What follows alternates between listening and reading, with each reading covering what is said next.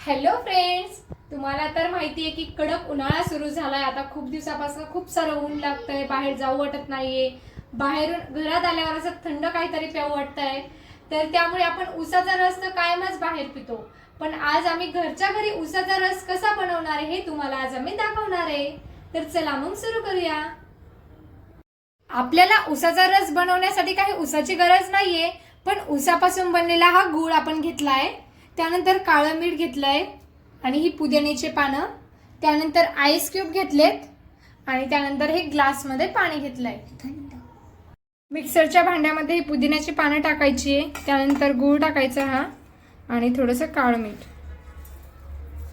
2-3 ice cube टाकणार आहे. आता हे मिक्सरमधून ग्राइंड करायचं.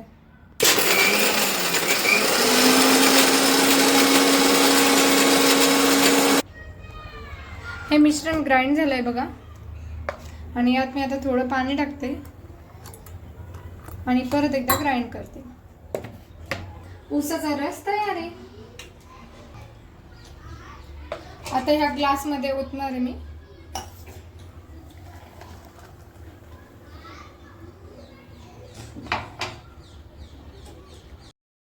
चला आता उसाचा रस टेस्ट करून पाहूया. त्यात तर ऊस नव्हता, त्यामुळे तो कसा टेस्टी लागतो ते आपण बघूयात.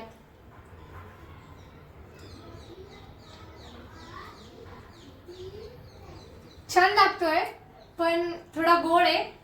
पण बाहेर पण उसाचा रस हा गोडच असतो, पण घरच्या घरी आपण हेल्दी रस हा बनवू शकतो.